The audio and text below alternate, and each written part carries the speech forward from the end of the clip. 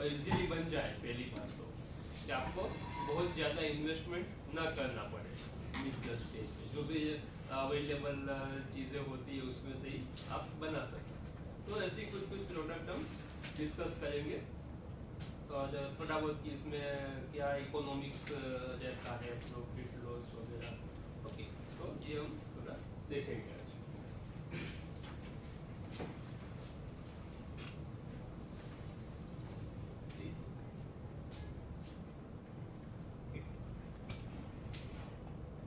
तो जनरली आपका जो गाय भैंस का दूध है तो कितना फैट वगैरह रहता है? 3 to 5 गाय का। हाँ, और जो भैंस का 6-7% के आसपास। तो अभी फैट का मीन्स प्राइसिंग सिंगल एक्सिस है या डबल एक्सिस आपके वहाँ? मतलब कि सिर्फ फैट के बेसिस पे देते हैं या फैट और एसएनएफ दोनों के बेसिस पे देते हैं? दोनों अच्छे बेसिस, फैट और एनएफ।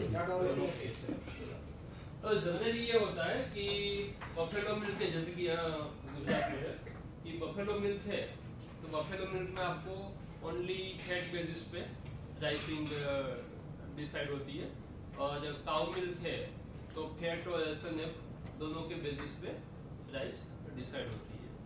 उस केस में जैसे कि बफेलो में जो फैट का प्राइस है और काउ में फैट का प्राइस 2/3 ऑफ बफेलो फैट हो जाता है, और एसएनएफ का प्राइस 1/3 ऑफ बफेलो फैट हो जाता है।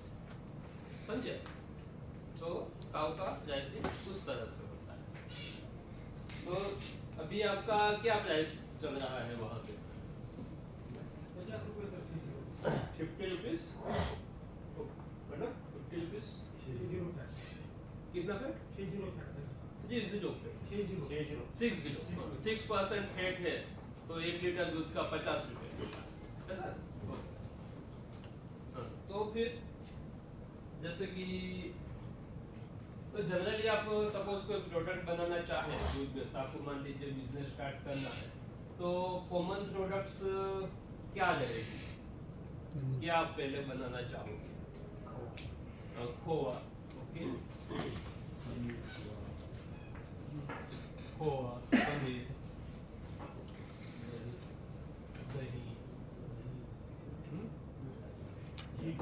घी। ये कुछ कॉमन प्रोडक्ट्स है जो जिससे आप स्टार्टिंग कर सकते हो कि आपको बिजनेस स्टार्ट करना है, एंटर होना है, तो ये थोड़ी प्रोडक्ट्स है। जैसे कि दही में से फिर आपने मान लीजिए लस्सी बना दी, बटर मिल्क बना दिया, ओके, वो सब बाकी मतलब कि बना सकते हैं आप। तो हम थोड़ा इसका पहले इकोनॉमिक्स वगैरह देखेंगे, फिर हम इसका प्रोडक्शन मेथड भी देखेंगे, और फिर हम डेयरी साइंस कॉलेज जाके उसको बना के भी देखेंगे किस तरह से बनाते हैं प्रैक्टिकली एंड ऑन आप लोग खुद जैसे बनाओगे। तो पहले हम इकोनॉमिक्स देखना है कि मैन्युफैक्चरिंग प्रोसेस? इकोनॉमिक्स। तो सर एक्चुअली क्या है, हम लोगों का ग्रुप एसोसिएशन, तो हम सब चाहते हैं कि कॉमनली कोई एक प्रोडक्ट बनाकर उसको बाहर ब्रांडिंग से सेल करें। Yes, that is a better idea. Okay, good. 14 लोगों का ग्रुप है। अच्छा, तो टोटल मिल्क प्रोडक्शन आपका कितना है? अभी तो हमारा कम है, तो अभी जैसे अभी हमारा ट्रेनिंग हो गया है, बहुत कुछ सीखे, तो हम लोग अभी कुछ एनिमल्स बढ़ाने वाले हैं। ओके, तो अभी खवा है, तो उसमें कोई सिंगल वैरायटी का अगर ज़्यादा डिमांड होगा, सेवाल का, बफेलो का अलग से डिमांड होगा, या जो है उनका अलग होगा, तो हम लोग एक एनिमल का लेकर उसका डेयरी का फाइनल बाद में हम आगे अपना पहुंचना है। ओके, राइट, वैसा हो गया। मीन्स के आप मीन्स मिल्क प्रोडक्शन आपका सफिशिएंट हो जाएगा क्योंकि सब मिला के ऐसे आप देखेंगे, तो that is a good idea actually. जैसे कि हम इसमें देखते हैं कि पहले खोआ,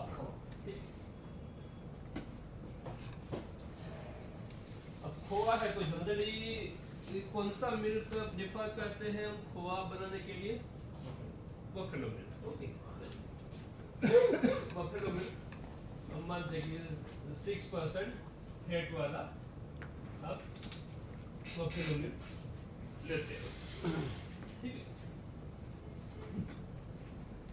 अब मिल्क में से खोआ जनरली कितना बनता है? बनाया है आप लोगों ने पहले कभी? तो जनरली आपके पास अगर 100 लीटर 100 लीटर दूध है, 250 200 ग्राम, 1 लीटर में से 200 ग्राम हाँ। अपना 20% यील्ड होता है कि 100 लीटर में से 20 किलो बनेगा या 1 लीटर में से 200 ग्राम बनेगा, कुछ भी 1/5 ऑफ द क्वांटिटी। ओके, तो 100 लीटर दूध होगा आपके पास,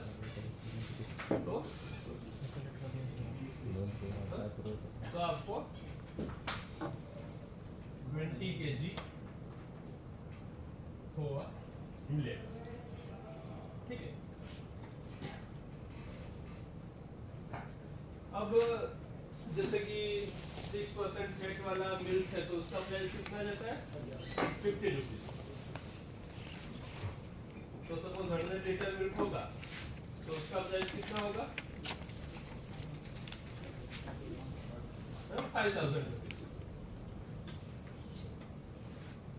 मीन्स आप ये दूध अगर डेयरी में दे देते हो बिना कुछ किए डायरेक्ट स्ट्रेट में, तो आपको 5000 रुपए मिलेंगे दूध के, ठीक है। अब आप इसमें से खोआ बनाते हो तो आपको 20 kg खोआ मिलेगा, ओके। तो खोआ का क्या प्राइस है आपके वहाँ? किस प्राइस पे आप बेच सकते हो? जी 150, तो 350 अगर हम देखें तो 350 into 20 कितना होगा? 7000, ओके। तो ये आपको खोआ में से मिलेगा। मिल्क का अगर आप डेयरी में दे देते हो तो आपको 5000 रुपीज मिलेंगे। आप इसमें से खोआ बनाओगे, मार्केट में सेल करोगे, 7000 रुपीज मिलेंगे। लेकिन इसमें आपको कुछ प्रोसेस भी करनी पड़ेगी, जैसे तो खोआ नहीं बन जाएगा उसमें, तो ये जो प्रोसेसिंग कॉस्ट भी इसमें ऐड होगी, ठीक है।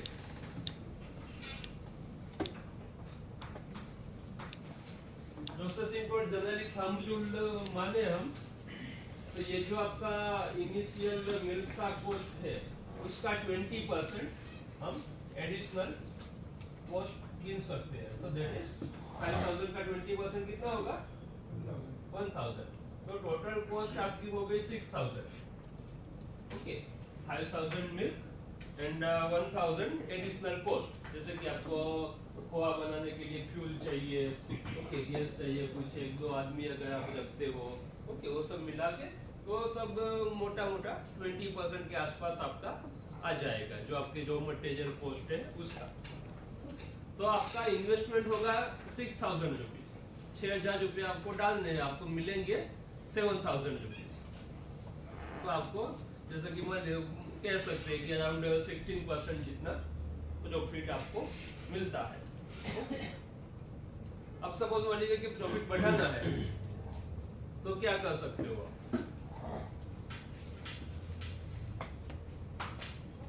16% जैसे कि मिलता है आपको प्रॉफिट। खोआ मान लो कि आपने खोआ बना के आपने सेल किया, रेस्टोरेंट में खोआ बनाया और खोआ ही आप सेल करते हो, तो उस केस में आपको 16% के आसपास या 15% के आसपास प्रॉफिट मिलता है। अब मान लीजिए कि आपको थोड़ा प्रॉफिट इंक्रीज करना है तो आप क्या कर सकते हो? वैल्यू एडिशन में क्या आप करना चाहोगे?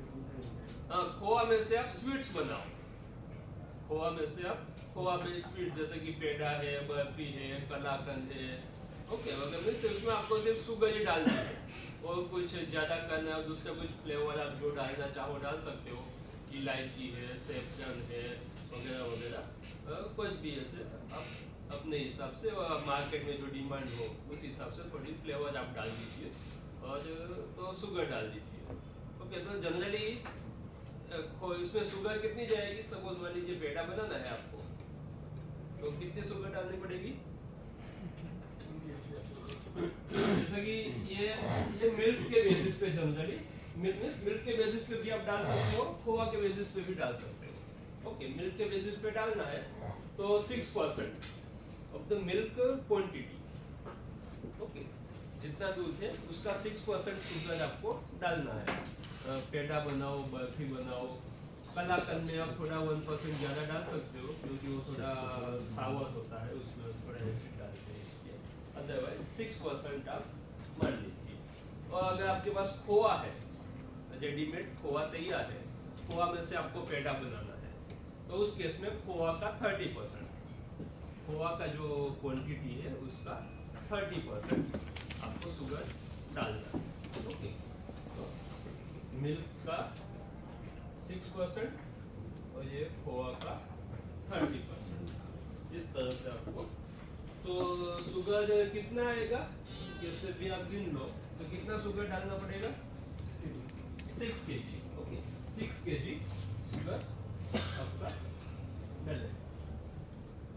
तो 100 लीटर मिल्क लिया आपने, उसमें 6 kg शुगर डाला और फिर आप पेड़ा या बर्फी कुछ बनाते हो तो कितनी मिलेगी आपको पेड़ा बर्फी वगैरह? तो 20 kg तो खोआ जो शुगर डाली है वो तो 26 वैसे ही रहेगी, उसमें तो कोई पानी है नहीं कि वो निकल जाएगा। 26 तो टोटल क्वांटिटी आपकी हो गई 26 kg। ओके, 26 kg पेड़ा बर्फी जो भी है, तो वो क्या प्राइस पे आपका जाता है? वहाँ आपके एरिया में पेड़ा बर्फी वगैरह किस प्राइस पे सेल होता है? 360 था, तो हम 350 चलो मान लेते हैं उतना ही। तो 26 into 350 कितना होगा?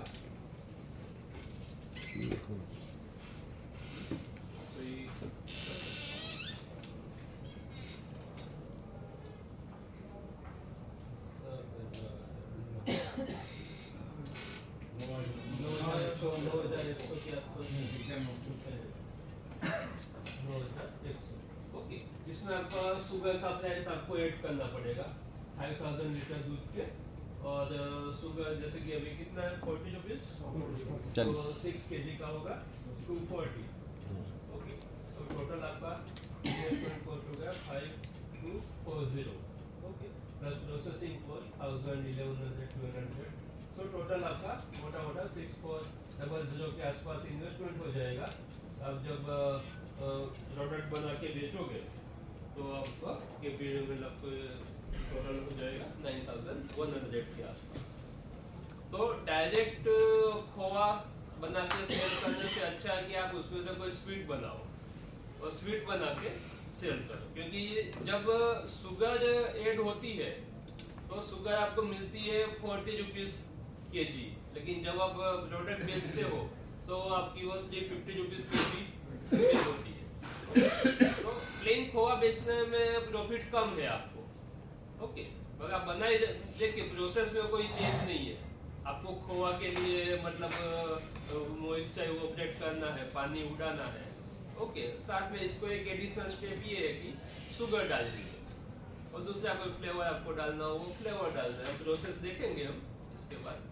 ओके, तो उसमें बनाने में कोई ज़्यादा चेंज नहीं है प्रोसेस में। इजीली आप जितनी मेहनत खोआ के लिए करोगे उतनी मेहनत पेड़ा या बर्फी के लिए करनी है।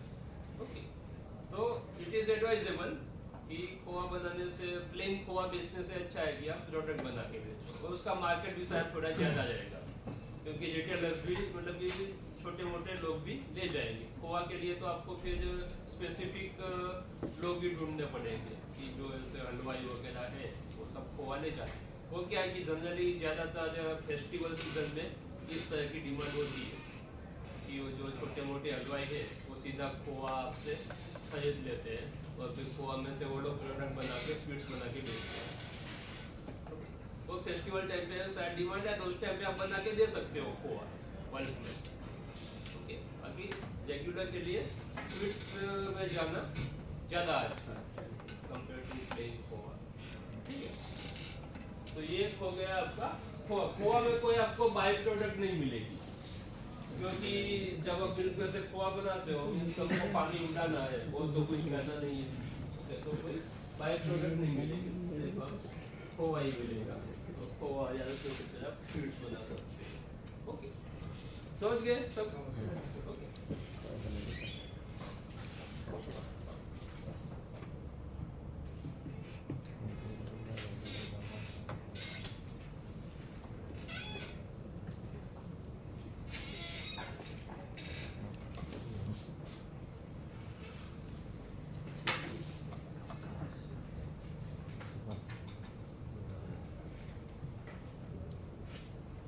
फिर दूसरे प्रोडक्ट कौन सी लेनी है?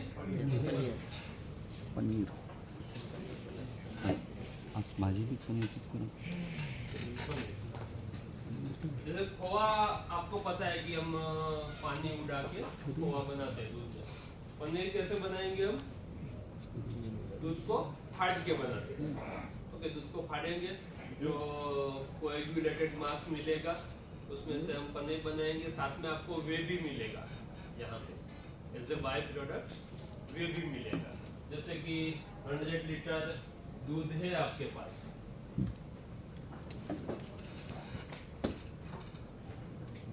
तो उसमें से जनरली 16 to 17 kg पनीर बनता है। हम 16 kg मान लेते हैं लोअर साइड को लेके, और साथ में अराउंड उसमें 90 kg या 85 मान लेते हैं हम।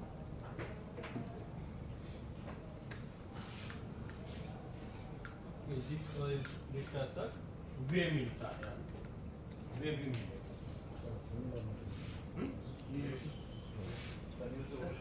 वे मीन्स जब हम दूध को फाड़ते हैं, जैसे कि दूध में क्या होता है कि मिल्क कॉन्स्टिट्यूएंट्स आप देखोगे तो फैट होता है, पनीर हो, प्रोटीन होता है, लैक्टोज होता है, मिनरल्स, विटामिन्स वगैरह सब होता है। तो हम जब दूध को फाड़ते हैं तो फैट और प्रोटीन वो पनीर के साथ आ जाते हैं।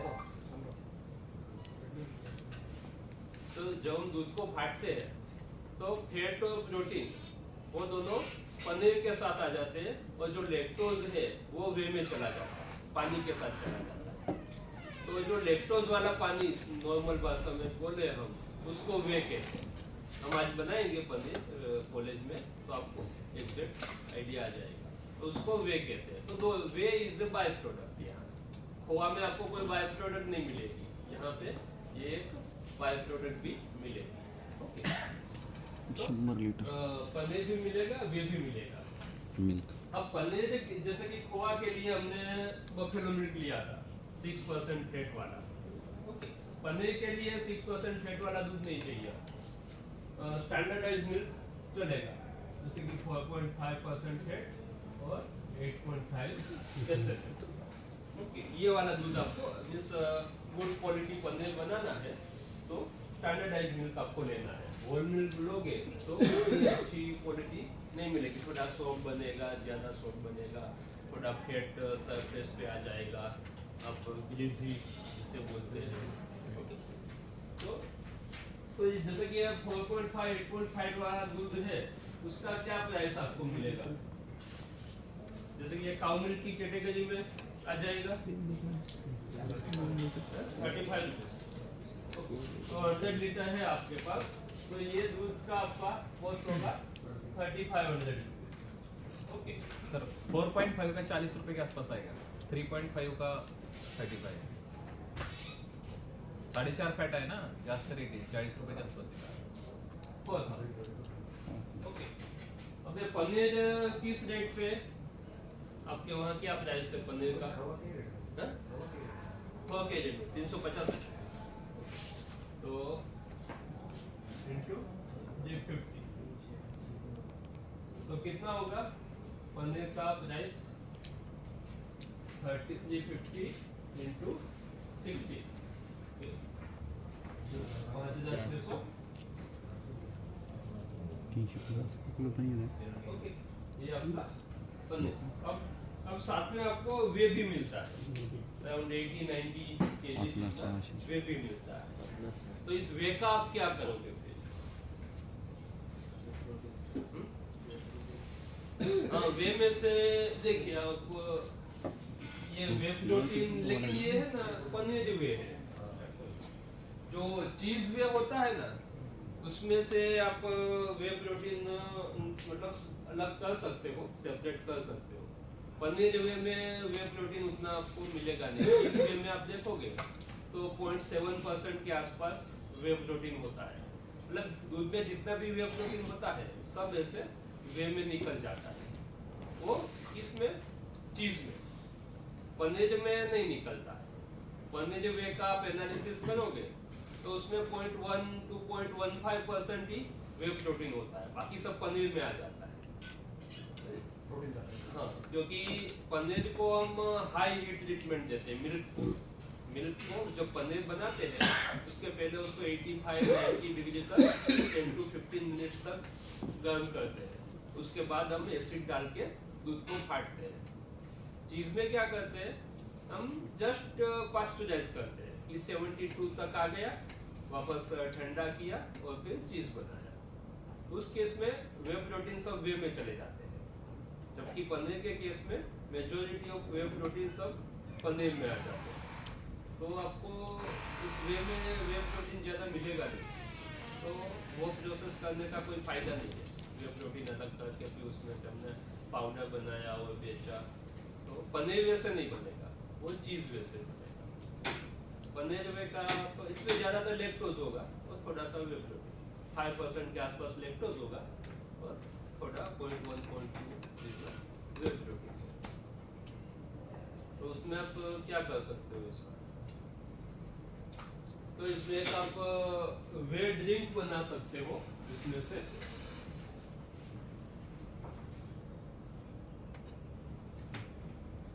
वे ड्रिंक जैसे कि फ्लेवर्ड मिल्क जैसा। आपने ये स्टेमिना किसी ने देखा है या सुना है?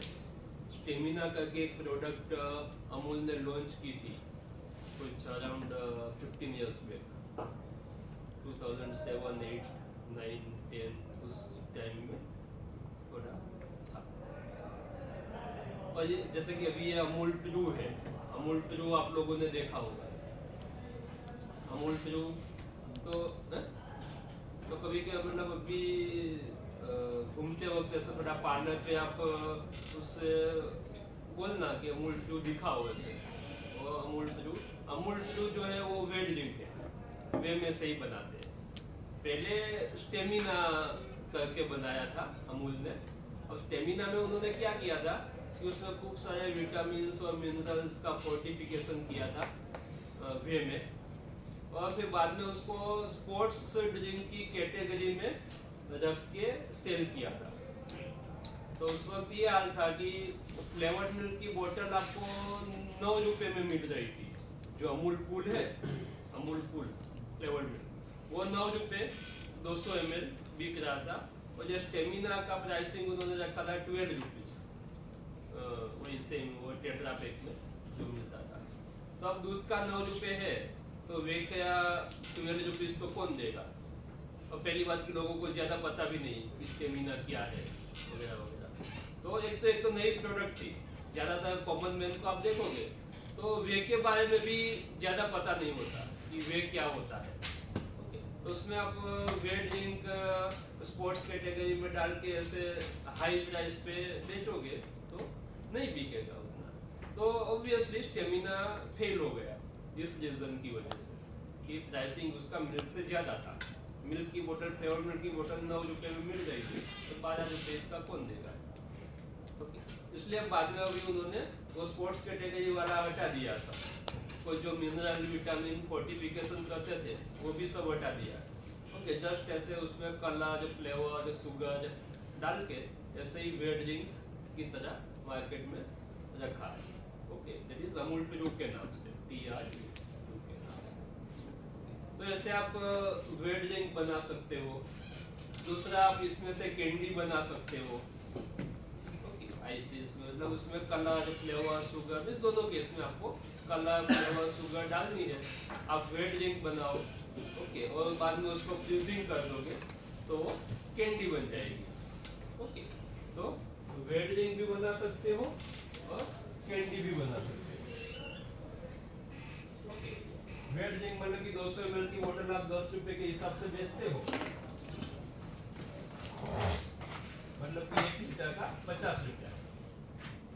ओके, 200 ml की बोतल बना के आप 10 रुपए में बेचते हो, मतलब शायद अमूल का कुछ ज्यादा है। ओके, तो 10 को 1 लीटर का 50 रुपया होगा। आपके पास 85 केजी है तो 85 into 50 कितना होगा? तो 4250 आपको वेट जिंक बनाओगे तो मिल सकते हैं। कैंडी बनाओगे तो उससे भी ज्यादा मिलेंगे।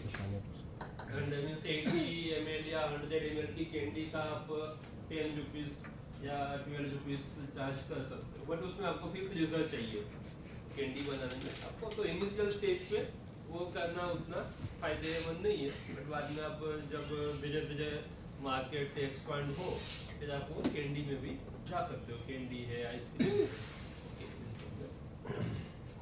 जैसे कि आपने पनीर जो वेट जिंक भी आप बना के बेचते हो तो कितना आपको होगा? 5 + 4 9850। आपका मिल्क का कॉस्ट है 4000 रुपीज। आप थोड़ा एडिशनल प्रोसेसिंग कॉस्ट ऐड कर दो 1500 के आसपास। ओके, तो भी टोटल आपका होगा 5500। ओके, तो 5500 का आपको ये 9850 तक हो जाएगा। जैसे कि आप दूध बेच चिका डेयरी को दे दोगे 4000 रुपीज मिलते हैं, आप एक प्रोडक्ट बनाओगे तो 9850 के आसपास मिलेगा। मतलब थोड़ा आपको मेहनत करना पड़ेगा प्रोडक्ट बनाने के लिए, मार्केटिंग के लिए, इन सब का। ओके, बट प्रॉफिट मार्जिन इसमें काफी रहेगा। ओके, ठीक है। तो इसमें से आपको 2 प्रोडक्ट बनेगी, एक तो पनीर भी बनेगा और साथ में वेट जिंक भी बनेगा।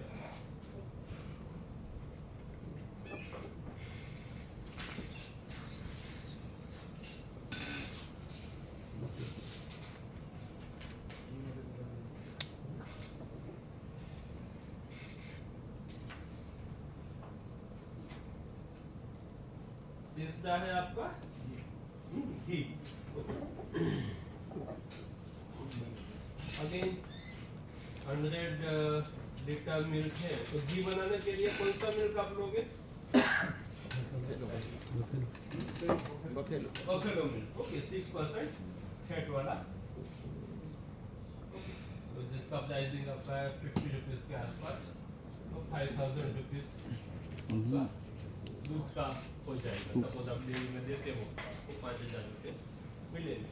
अब मान लीजिए कि डेयरी में देने के बदले आप उसमें से घी बनाते हो, तो घी बनाने से पहले आपको सेपरेट करना पड़ेगा, क्रीम सेपरेट करना पड़ेगा। एक साइड आपको क्रीम मिलेगा, एक साइड आपको स्किम मिल्क मिलेगा, 2 चीजें आपको मिलेगी।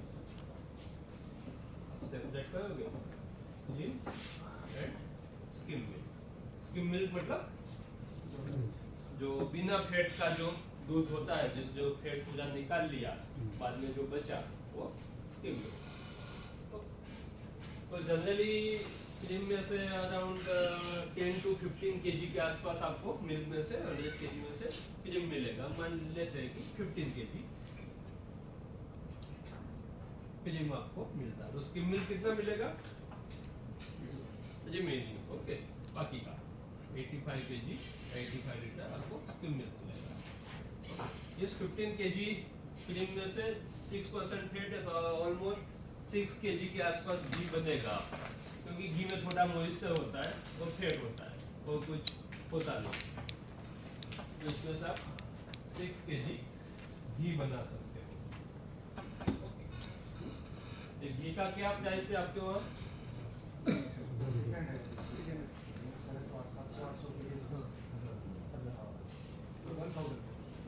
1000। ओके, तो ये बेस्ट का ये अपने मान लेते हैं, तो 1000 रुपीज 6 केजी का आपको होगा 6000 रुपीज। ओके, साथ में आपको ये स्किम मिल्क भी मिला है 85 लीटर। तो स्किम मिल्क का आप क्या करोगे फिर?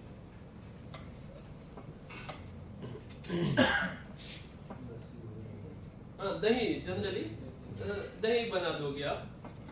तो वो दही सेम 85 केजी दही बनेगा, मिल्क में से जो आप दही बनाते हो कोई लॉस तो होता नहीं है। ओके, तो दही का क्या प्राइस है आपके वहाँ? स्किम मिल्क दही मतलब खट्टा दही जिसे हम बोलते हैं आज बोलते हैं 50 रुपए। ओके, तो इंटू 50 तो वो ये हो जाएगा आपका 4250। हम तो फ्री ओके, तो 6000 आपको मीठा मिलेगा, 4000 आपको दही का मिलेगा। ओके, तो टोटल 10 के आसपास हो जाएगा। इसमें आप थोड़ा प्रोसेसिंग कॉस्ट ऐड कर लीजिए 1000 रुपीज के आसपास। ओके, तो आपका इन्वेस्टमेंट होगा 6000 जितना और आपका जो इनकम होगा 10,000 के आसपास। ओके, तो सपोज आप दूध बना के बेच दोगे तो 5000 मिलेगा, प्रोडक्ट बनाओगे तो 10 के आसपास मिलेगा, दही बनाओगे। अभी जैसे कि स्किम मिल्क में से दही बनाया, दही में से आप लस्सी भी बना सकते हो, बटर मिल्क भी बना सकते हो। तो उस हिसाब से फिर आपका प्राइसिंग के हिसाब से जो आपको मिस इनिशियली आप स्टार्ट पहले दही बनाओ, फिर देखो कि भाई लस्सी बनाएंगे तो ज़्यादा प्रॉफिट होगा, लस्सी का मार्केट है जिस तरह से, उस तरह से फिर आप मॉडिफाई कर सकते हो। डायरेक्ट दही बेचना है तो डायरेक्ट दही बेचो, लस्सी बना के बेचना है तो लस्सी बना के बेचो, बटर मिल्क बेचना है बटर मिल्क बेचो। ओके, तो वो सब ऑप्शंस बाद में ओपन है आपके लिए, जो भी आपको आप करना चाहते हैं। ये को जैसे वो डायरेक्ट जैसे कि आप दही बनाते हो तो फुल फैट दही का क्या प्राइस है आपके वहाँ? जैसे कि 4.5 वाले फैट में से मान लीजिए कि आप दही बनाते हो तो वो दही का आपको कितना मिलता है? दही ये खट्टा दही है 50 रुपए के हिसाब से, वो केजी सेम 85 जाएगा। जितना स्किम मिल्क है उतना ही दही बनेगा, उसमें कोई चेंज नहीं होता, सिर्फ आपको कल्चर डालना है ओके और दही बन जाएगा, उसमें आपको ज़्यादा कोई कुछ करना भी नहीं है।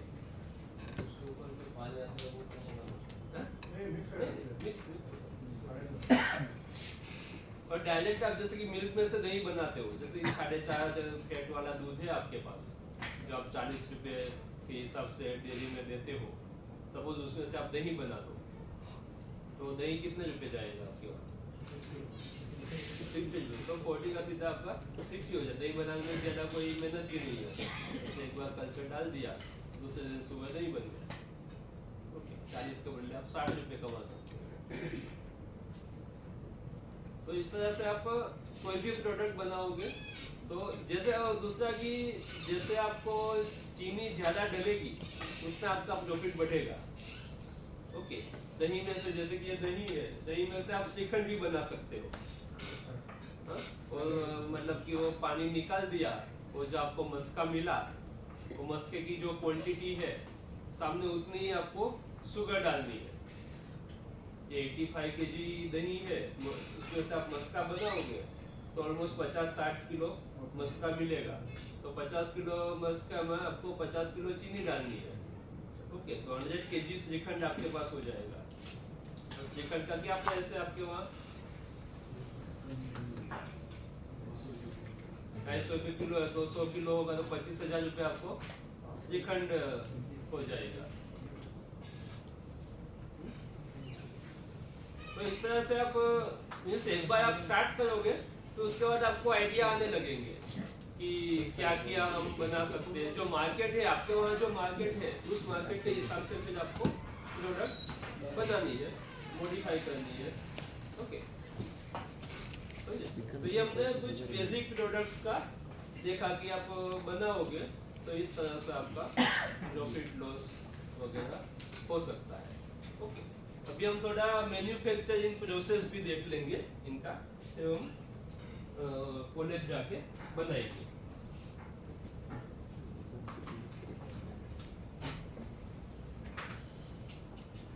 और किसी प्रोडक्ट के बारे में आपको जानना है तो बोल सकते हो, और कोई प्रोडक्ट आपके दिमाग में हो कि ये हम बना सकते हैं तो उसका इकोनॉमिक्स किस तरह से रहेगा। सर अभी 1 साल तो इस पे काम करेंगे। अच्छा इसलिए ओके बढ़िया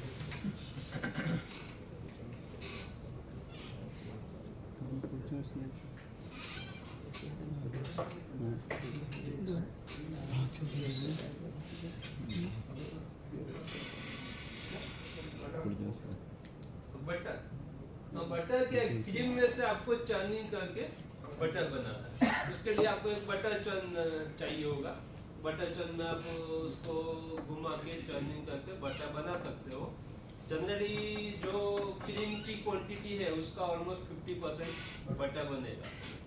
उसके लिए आपको 40% फैट वाला क्रीम लेना है और फिर उसमें से बटर बनाओगे। तो 100 किलो क्रीम होगी तो 50 किलो बटर मिलेगा।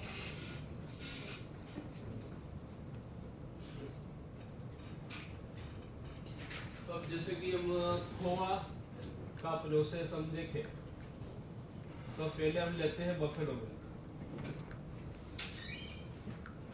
खोआ में उसको पहले हम बॉईल करेंगे। Boiling is the first step. Boiling जैसे कि पास्चुराइजेशन हम बोलते हैं। पास्चुराइजेशन प्रोसेस आप लोगों ने सुना होगा। जैसे कि डेयरी में हम पास्चुराइज करते हैं तो क्यों करते हैं पास्चुराइज?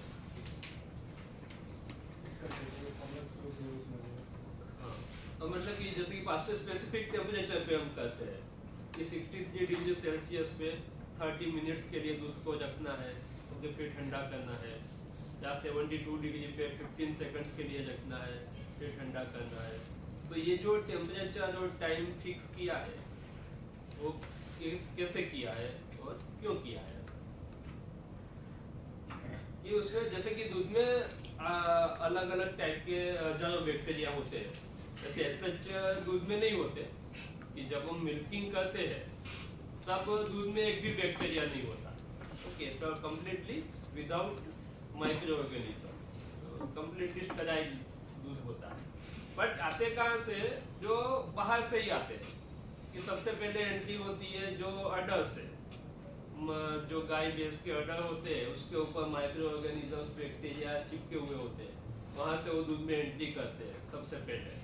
फिर दूसरा कि जो मिल्किंग करता है उसके हाथ में भी बैक्टीरिया चिपके हुए होते हैं, ओके, वो भी मिल्क में एंटर होते हैं। तो यूटेंसिल्स हमने लिया तो उसमें भी कुछ बैक्टीरिया होंगे, वो भी आएंगे, आजू बाजू के एनवायरनमेंट से भी आएंगे। और दूध को हमको पता है कि दूध is a milk is a complete food. Complete food उसको क्यों बोलते हैं? कि हमारे ग्रोथ के लिए जो भी चाहिए सब कुछ दूध में है। Fat, protein, carbohydrate, minerals, vitamin, सब कुछ है, एवरीथिंग इज देयर। तो इसलिए हम उसको कंप्लीट फूड बोलते हैं। तो जैसे हमारे लिए काफ के लिए कंप्लीट फूड है, तो वैसे बैक्टीरिया के लिए भी कंप्लीट फूड है। तो एक बार बैक्टीरिया एंटर हुए तो मल्टीप्लिकेशन उसका बहुत जल्दी होता है दूध में। तो अगर आपको अच्छी क्वालिटी का दूध raw material means raw milk चाहिए तो आपको इन सब चीज़ों पे भी ध्यान रखना है कि मिल्किंग करने से पहले गाय के अडर अच्छे से धो लिए, अपने हाथ अच्छे से साबुन से धो दो। जो भी यूटेंसिल जिसमें आप दूध लेते हो वो एकदम साफ होना चाहिए। जनरली उसमें वो शार्प कॉर्नर्स नहीं होने चाहिए, राउंडेड कॉर्नर्स वाला आपको यूटेंसिल लेना है जो अच्छे से साफ हो सके। वो क्या, जो शार्प कॉर्नर्स होते हैं तो वहाँ कोने में से अच्छे से साफ नहीं होता, तो वहाँ पे बैक्टीरिया ज़्यादा होते हैं और फिर वो दूध में आते हैं। तो ऐसे यूटेंसिल आपको नहीं लेना है जिसमें शार्प कॉर्नर्स हो। राउंडेड कॉर्नर वाले यूटेंसिल आपको मिल्क कलेक्शन के लिए लेते हैं। आप जितने भी मिल्क का जो भी टैंक या कैन या कुछ भी देखोगे सब में ऐसे राउंडेड कॉर्नर्स ही होंगे, शार्प कॉर्नर्स कहीं नहीं होंगे क्योंकि वो साफ नहीं होते ये अच्छे से। तो उस टाइप का ही आपको वो जो यूटेंसिल लेना है कि जो अच्छे से साफ हो सके। और मिल्किंग के आधे घंटे पहले जो आजू बाजू का एरिया है वो अच्छे से साफ कर दीजिए, ओके, ताकि सब ऐसे जो डस्ट कुछ ना आए। तो ये सब आप थोड़ा ध्यान रखोगे तो आपका रॉ मिल्क का क्वालिटी भी काफ़ी इम्प्रूव हो जाएगा। रॉ मिल्क अच्छा होगा तो आपकी प्रोडक्ट भी अच्छी बनेगी, उसकी सेल्फ लाइफ भी ज़्यादा आएगी। सेल्फ लाइफ ज़्यादा आएगी तो आप ज़्यादा दिन तक मार्केट में बेच सकते हैं। ठीक है, तो ये सब जो हम क्लीन मिल्क प्रोडक्शन आजकल बोलते हैं, तो ये क्लीन मिल्क प्रोडक्शन ही है कि आपको मिल्क का जो इनिशियल माइक्रोफ्लोरा और क्लीनिंग है ध्यान रखना, तो आपका जो मिल्क की क्वालिटी काफ़ी इम्प्रूव हो जाएगी। ओके, और जितना जल्दी हो सके ठंडा कर दो मिल्किंग करने के बाद, क्योंकि मिल्किंग जो हम करते हैं उसमें कितना टेम्परेचर होता है दूध का, वो जो एनिमल का बॉडी टेम्परेचर होता है सेम टेम्परेचर 37 डिग्री सेल्सियस, उस टेम्परेचर पे ही हम मिल्किंग करते हैं। और ये जो बैक्टीरिया होते हैं उन सबका ऑप्टिमम टेम्परेचर भी 37 होता है, उस टेम्परेचर पे वो बहुत जल्दी उनका ग्रोथ होता है, बहुत फास्ट ग्रोथ होता है। तो जितना जल्दी आप ठंडा कर दोगे उतना आपको फायदा है, बैक्टीरिया उतने कम आएंगे। ओके, तो ये सब आप थोड़ा ध्यान रखोगे तो आपको फाइनल प्रोडक्ट की क्वालिटी आपकी काफ़ी अच्छी मिलेगी। ओके, तो बॉइलिंग क्या है कि बॉइलिंग भी एक टाइप का पास्चराइजेशन है, जैसे 63 degree 30 minutes, 72 degree Celsius 15 seconds, जैसे बॉइलिंग 1 सेकंड। पास्चराइजेशन में क्या होता है कि जो भी पैथोजेंस होते हैं, जैसे कि 1000 टाइप के बैक्टीरिया दूध में होते हैं, उसमें कुछ पैथोजेंस भी होते हैं। पैथोजेंस मतलब क्या, किसे हम पैथोजन किसे बोलेंगे कि जो बैक्टीरिया आपके बॉडी में जाए तो आपके बॉडी में डिसीज प्रोड्यूस कर सकते हैं, कॉज कर सकते हैं, उसको हम पैथोजन बोलेंगे कि डिसीज कॉजिंग माइक्रो ऑर्गेनिज्म, जैसे कि साल्मोनेला है, सीजेला है। ओके, ये किससे आपको टीबी हो सकता है, टाइफाइड हो सकता है, या कोई भी दूसरे ऐसे डिसीज हो सकता है। फूड पॉइजनिंग कभी कभी हमने देखा होगा, जैसे केसेस जनरली शादी में ऐसे पुराना खोआ में से स्वीट्स बनाते हैं तो फूड पॉइजनिंग के चांसेस रहते हैं। ओके, ये सब पैथोजेंस जब हमारी बॉडी में एंटर होते हैं तब ये सब प्रॉब्लम्स होते हैं। तो जब आप पास्चराइज करते हो तो पैथोजन, सब पैथोजन डिस्ट्रॉय हो जाते हैं। पास्चराइजेशन का चीफ एम यही है कि to destroy all the pathogens, जितने पैथोजेंस है सब मर जाते हैं। ओके, तो बॉइलिंग इसलिए हम बॉइलिंग करते हैं तो पैथोजन इसमें मर जाएंगे। उसके बाद आपको कंटिन्यूअस हीटिंग करते रहना है।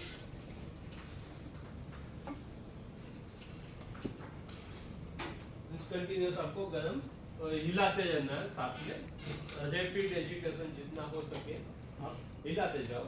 ओके, और ताकि हिलाओगे तो क्या कि वो चिपकेगा नहीं, वरना फिर बर्न स्मेल भी आने के चांसेस है अगर आप एजिटेशन नहीं करोगे।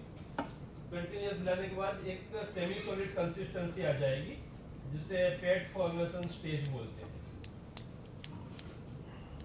मतलब वो सेमी सॉलिड टाइप बन जाएगा। और क्या है कि बाद में वो कढ़ाई से चिपकेगा नहीं। उस स्टेज के बाद आपको सपोज देखिए, खोआ जनरली 3 टाइप के होते हैं, आपने सुना होगा, एक धाप खोआ, एक पिंडी खोआ और एक दानेदार खोआ। यस कि नहीं? तो तीनों के यूज अलग अलग है, धाप, पिंडी, दानेदार। अब दाब खोआ में क्या है, दाब खोआ में पानी सबसे ज्यादा होता है,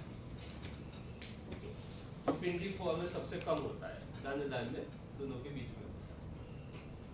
अगर आपको दाब खोआ बनाना है तो इस स्टेज पे आपको हीटिंग बंद कर देना है, फैट फॉर्मेशन स्टेज पे, जैसे कि वो सेमी सॉलिड कंसिस्टेंसी आ जाए कि अब वो कढ़ाई की दीवार से चिपकता नहीं है, कढ़ाई से चिपकता नहीं है, वो स्टेज आ जाए आपको हीटिंग बंद कर देना है।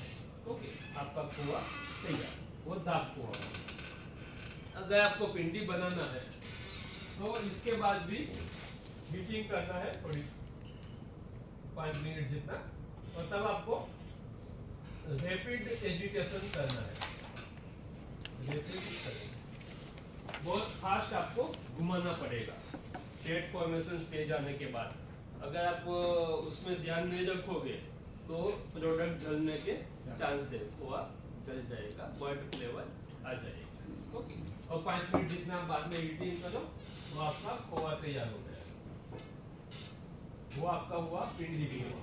यहाँ पे आप निकाल दोगे तो वो हो जाएगा दाब, ये हो गया पिंडी। ओके, अब दानेदार बनाना है दानेदार बनाना है तो यहाँ इस ऊपर साइट्रिक एसिड आपको डालना है। कितना डालोगे? 0.02%, 0.02 to 0.05 मैक्सिमम। ओके, मतलब इस दानेदार में क्या होता है कि आपको बड़े बड़े ग्रेन्स मिलेंगे। ओके, बड़े बड़े ग्रेन्स मिलेंगे, मतलब कि आपको जितने बड़े ग्रेन्स चाहिए उस हिसाब से आप साइट्रिक एसिड ज्यादा कम कर सकते हो। ओके, दाब खोआ कहाँ यूज होता है? दाब खोआ मतलब जिसमें पानी ज्यादा है। अगर हम टोटल सॉलिड्स देखें तो इसमें 55% के आसपास टोटल सॉलिड्स होते हैं, भिंडी में 65 के आसपास होते हैं, दानेदार में 60, बाकी का पानी होता है। यानी कि इसमें 45% पानी है, इसमें 35% है, इसमें 40% है। मिल्क का हम देखें तो मिल्क में 15% के आसपास टीएस होंगे, टोटल सॉलिड्स 85% जितना पानी है। ओके, तो इसमें से आप हीटिंग करोगे और खोआ बनाओगे तो खोआ में 15 में से आप 55-65 जितना टीएस आपको डालना है। 15% जितना मिल्क में होगा, जबकि फाइनल इसमें 55, 60, 65 आप जो भी खोआ बनाते हो उस हिसाब से टोटल सॉलिड्स डालो। ओके, तो दाब खोआ का जनरली यूज होता है गुलाब जामुन बनाने में। जब आपको गुलाब जामुन बनाना है तो खोआ क्या है? खोआ इंटरमीडिएट प्रोडक्ट है, खोआ फाइनल प्रोडक्ट नहीं है। खोआ को हम यूज करते हैं स्वीट्स बनाने के लिए। ओके, तो स्वीट्स जो बनती है उस हिसाब से आपको खोआ, कौन सी स्वीट बनानी है उस हिसाब से आपको खोआ बनाना पड़ेगा। अगर आपको गुलाब जामुन बनाने हैं तो आपको पहले दाब खोआ बनाना पड़ेगा। आपको पेड़ा या बर्फी बनाना है तो आपको पिंडी खोआ बनाना पड़ेगा। ओके, आपको कलाकंद या मिल्क केक बनाना है तो उसके लिए दानेदार खोआ चाहिए। ओके, तो एंड यूज क्या है उस हिसाब से आपको खोआ बनाना। ठीक है, तो जैसे कि दाब बनाना है तो पेट फॉर्मेशन से आपको हीटिंग स्टॉप कर दिया। पिंडी बनाना है तो पेट फॉर्मेशन के बाद भी 5 मिनट और आपको हीटिंग करना है। दानेदार बनाना, दानेदार की प्रोसेस पिंडी जैसी ही रहेगी। ओके, बट आपको इसमें साइट्रिक एसिड डालना है बॉइलिंग के टाइम। मीन्स कि 1 लीटर में 0.2 ग्राम, 0.02% मतलब 1 लीटर में 0.2 ग्राम या 0.5 ग्राम मैक्सिमम, जितने बड़े ग्रेन्स चाहिए उस हिसाब से आपको साइट्रिक एसिड डालना। ठीक है, क्लियर? खोआ का प्रोसेस कोई कंफ्यूजन हो तो आप बीच में कभी भी पूछ सकते हो।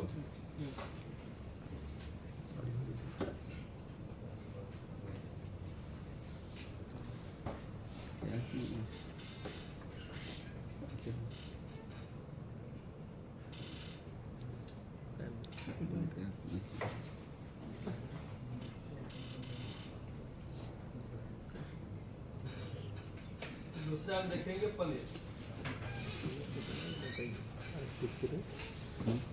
पनीर तो जनरली हम किसी वालों स्टैंडर्डाइज्ड मिल्क प्रेफर करते हैं, 4.5 हेड और 8.5 SNF वाला। Okay, cow buffalo mix generally इसी पनीर के लिए बफेलो मिल्क प्रेफर किया जाता है। बफेलो मिल्क में आप स्किम मिल्क डाल के 4.5 प्लेट ले आओ। ओके, तो ऐसे प्रेफर किया जाता है बफेलो पनीर के लिए। इसको आपको हीटिंग करना है, हीटिंग करना है 85 to 90 degree Celsius for 10 to 15 minutes. मतलब कि आपका सेट टेम्परेचर 85 है तो आप 15 मिनट्स तक रखिए। अगर 90 तक आप ले जाते हो तो 10 मिनट्स तक रखिए। ओके, तो हीटिंग करना, उसके बाद आपको कूल करना है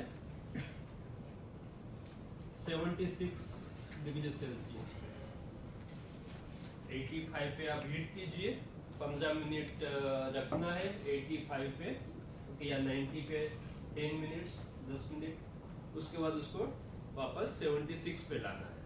76 पे हम इसमें एसिड डालेंगे। जनरली पनीर के लिए citric acid is preferred. Citric acid generally 1 litre paneer दूध को फाड़ने के लिए 2 से 2.5 ग्राम साइट्रिक एसिड की जरूरत पड़ेगी आपको।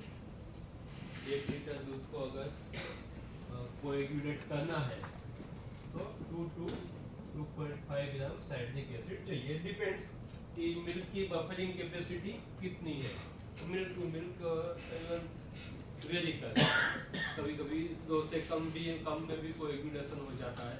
प्लस इसमें टेम्परेचर भी अफेक्ट करता है।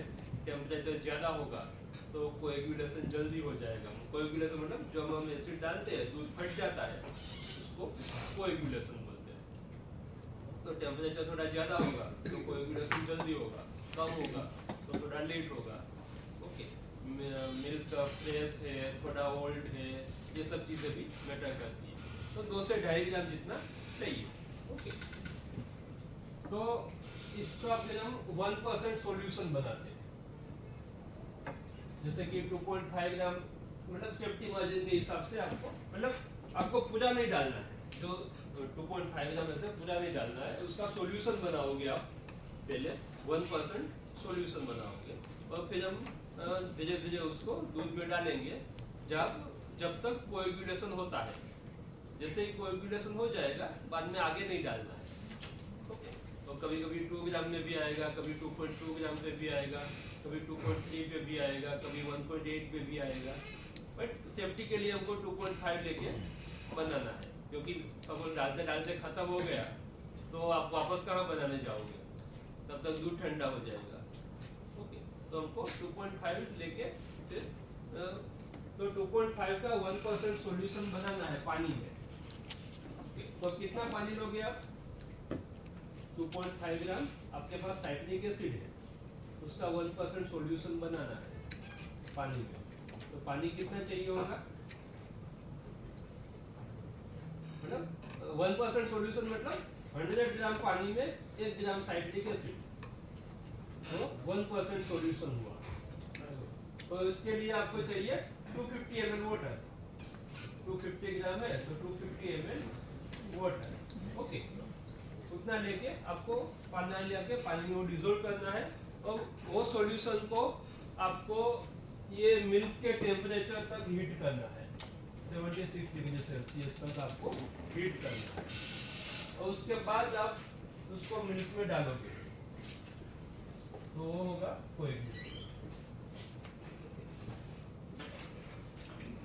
तो समझे आप कि एक साइड आपको मिल्क का हीटिंग चालू करना है, 85 पे 15 मिनट्स रखा, 76 तक ले आए। साथ ही साथ में आपको पैरेलली साइट्रिक एसिड सॉल्यूशन बनाना है। आपके पास कितना दूध है उस हिसाब से आप साइट्रिक एसिड वेव कर लो। ओके, और फिर उस हिसाब से पानी ले लो 1% सॉल्यूशन बनाने के लिए। वो साइट्रिक एसिड पानी में डिसोल्व कर दो। वो जो 1% साइट्रिक एसिड सॉल्यूशन बन गया उसको आपको 76 पे ले जाना है। ओके, तब तक दूध भी आपको 76 पे डालना है। फिर आप एसिड जो दूध में डालोगे तो दूध फट जाएगा। Okay, coagulation. फिर उसको ट्रेनिंग और फिल्ट्रेशन जो भी बोलते हैं। ओके, मतलब कि वे अलग कर देंगे, कोएगुलेटेड मास अलग ले लेंगे, मसलिन क्लॉथ में ले लेंगे, उसके बाद उसको प्रेसिंग करेंगे।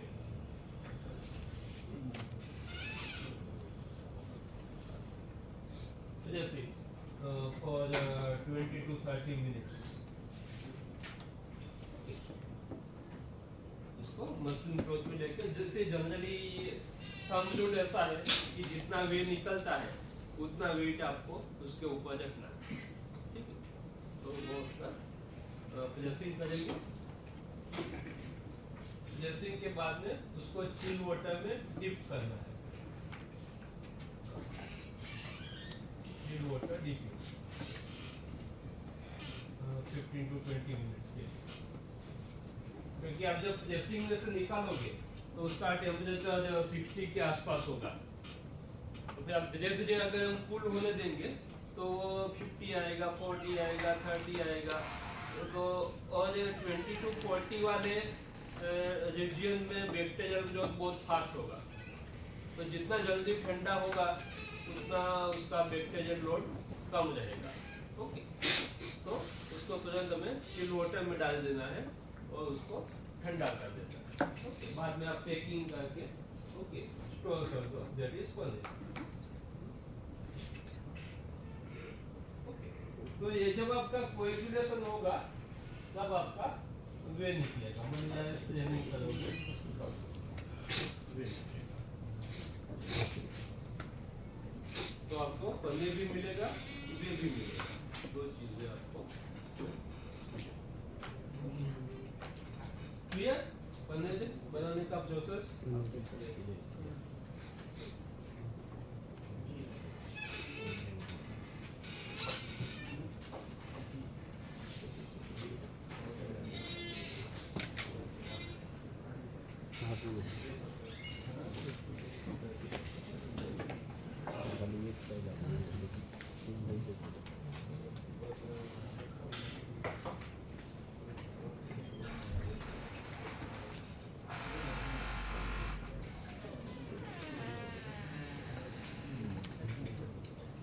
देखिए, घी बनाने की 3-4 मेथड है अलग अलग।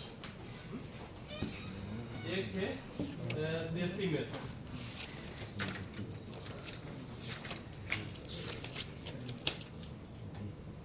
देसी मेथड मतलब कि जनरली हम जो घर पे बनाते हैं, उसमें पहले क्या दूध में से दही बनाते हैं, दही में से फिर हम मक्खन निकालते हैं और मक्खन को गर्म करते हैं, ओके, तो घी बनाते हैं।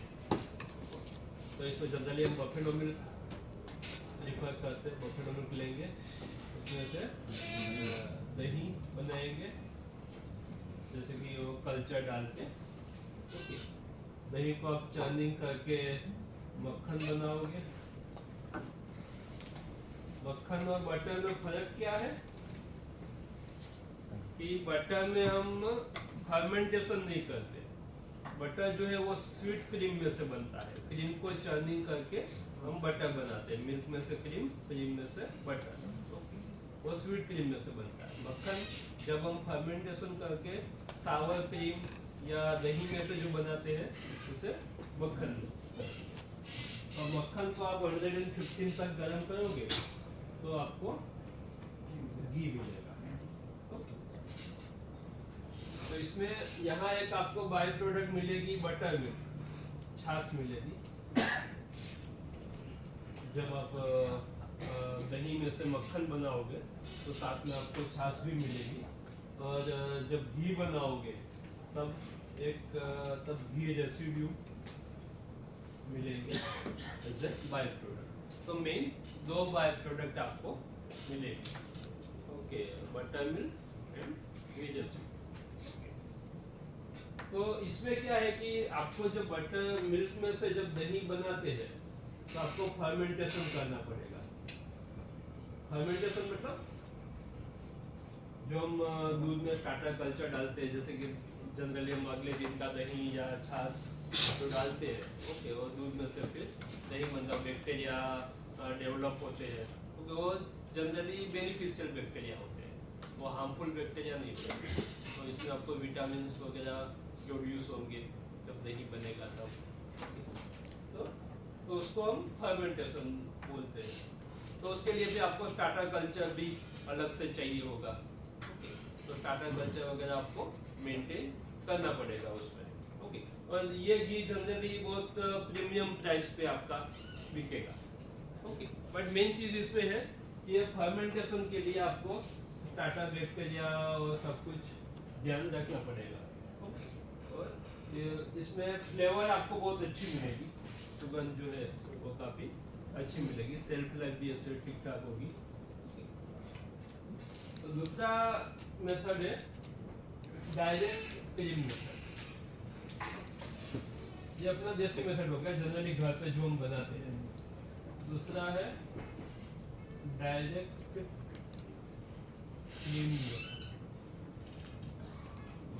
उसमें आपके पास मिल्क है, जनरली बफेलो मिल्क हम लेते हैं, उसको सेपरेशन करेंगे तो क्रीम मिलेगा, क्रीम सेपरेशन करेंगे तो क्रीम मिलेगा। उस क्रीम को आप डायरेक्ट हीटिंग कर दो 115 पे, आपको घी मिलेगा। मिल्क में से क्रीम, फिल्म में से।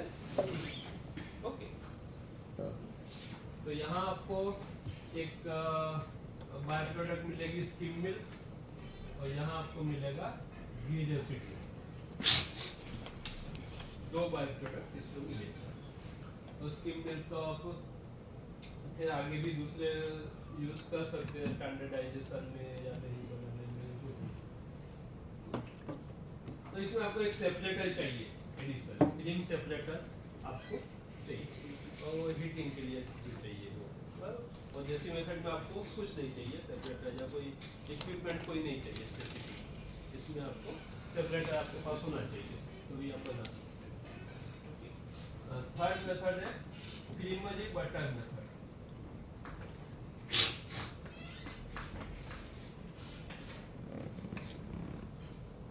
उसमें क्या है कि जैसे कि मिल्क है, मिल्क में से हमने सेपरेट करके क्रीम बनाया, क्रीम को चर्निंग करके बटर बनाया, व्हाइट बटर जनरली हम बनाते हैं, उसमें सोल्ट कलर कुछ नहीं डालते।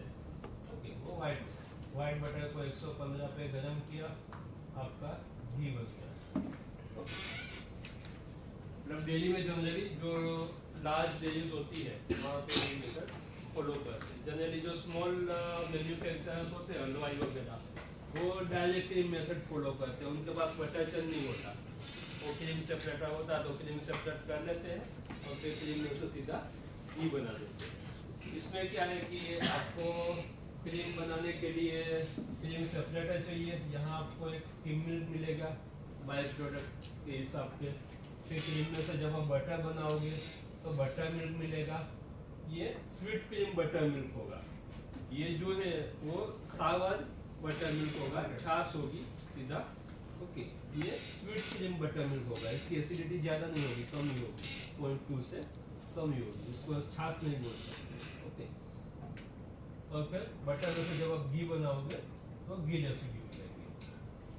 ओके, इसमें फायदा क्या होगा कि फाइनल हीटिंग टाइम आपका बहुत कम हो जाएगा, क्योंकि बटर में आपका 14-15% मॉइस्चर होगा, तो उतना 15% पानी आपको फाइनल हीटिंग में उड़ाना है कि ज़्यादा पानी तो पहले ही निकल जाएगा।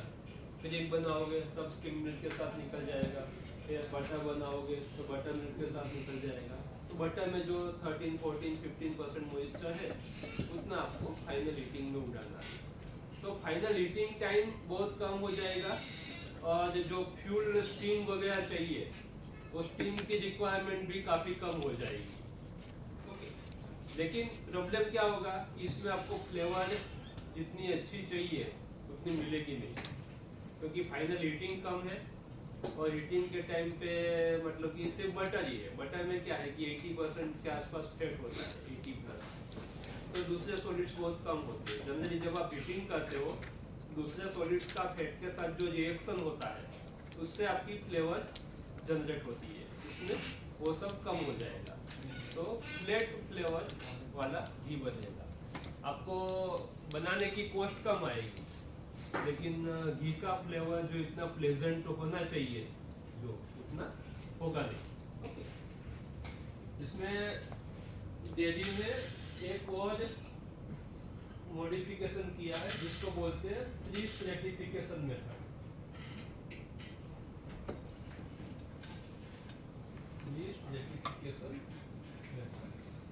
इसमें क्या करते हैं, ये जो बटर है बटर को 80 डिग्री पे हीट करते हैं और 5-6 घंटे तक ऐसे ही, मतलब जो साइलो टाइप टैंक होती है वर्टिकल टैंक में 5-6 घंटे तक रखते हैं 80 डिग्री पे गर्म। 80 तो क्या होगा कि 3 लेयर बन जाएंगे उस टैंक में, जैसे कि ये टैंक है उसमें पूरा भरा तो 3 लेयर बन जाएंगे, top layer, middle layer and bottom layer. ये टॉप लेयर में ज्यादातर फोम ही होगा, ये मिडल लेयर होगा फैट का होगा, और ये बॉटम लेयर है वो ऐसे नेक होगा, क्योंकि फैट के अलावा जो सॉलिड्स होते हैं बटर में वो सब नीचे बैठ जाएंगे। तो फिर क्या करते हैं कि ये जो फैट लेयर है उसको अलग से ले लेते हैं और फिर उसको ही सिर्फ 115 पे गर्म करते हैं। ओके, इसमें अराउंड 99% के आसपास फैट होगा, मतलब 97 से 99 95। ओके, क्या तो फाइनली 2-3% पानी ही आपको हीटिंग करके उड़ाना है, तो उसमें आपका क्रीम रिक्वायरमेंट बहुत कम हो जाएगा।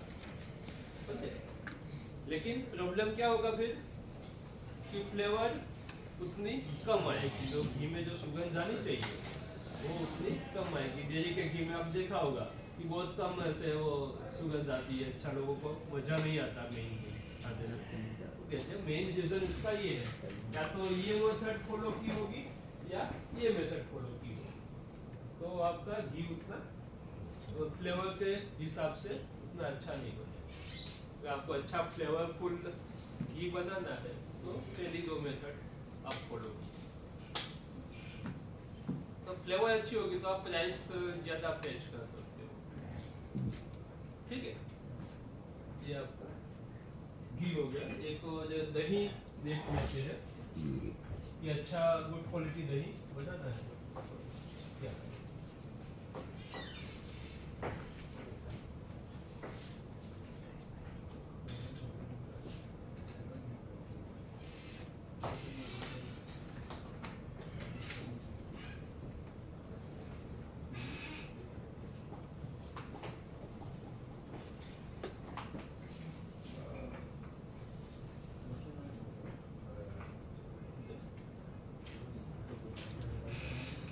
तो जनरली इसे स्टैंडर्डाइज मिल्क या टोन्ड मिल्क हम प्रेफर करते हैं दही बनाने के लिए।